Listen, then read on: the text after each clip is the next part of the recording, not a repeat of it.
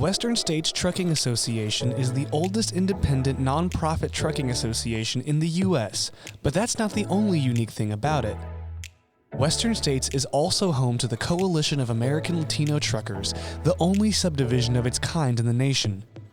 Joe Rakovacs, the Director of Governmental Affairs and Communications for Western States, gives us the rundown. Well, the Coalition is a subdivision of the Western States Trucking Association, and it was set up to deliver the same services that we would deliver to predominantly English-speaking people, but give them an avenue to participate in the association.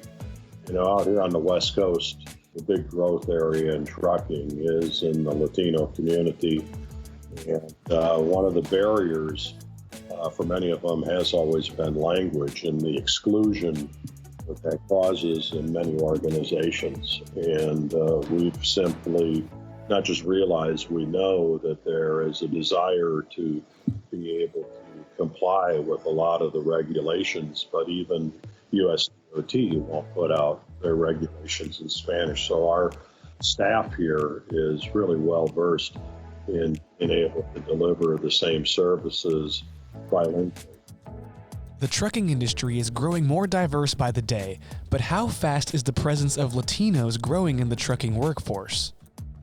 Well, it's certainly going to depend on the region of the country you're in, but here in the West, it's pretty easy to say that probably more than half of all new entrant motor carriers are Latinos.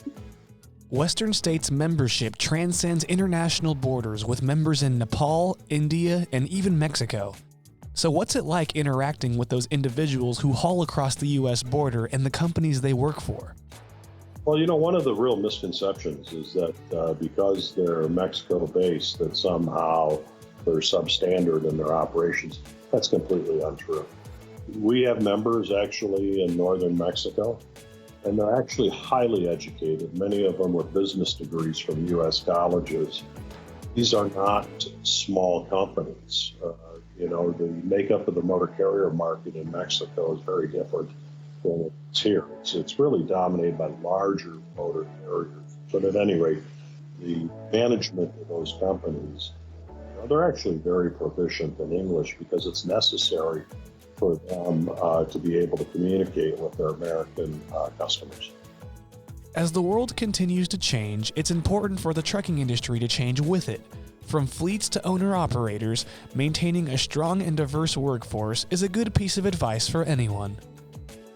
I would say companies that are not hiring Spanish-speaking individuals, you hear all the talk these days about driver shortage, yada, yada, yada.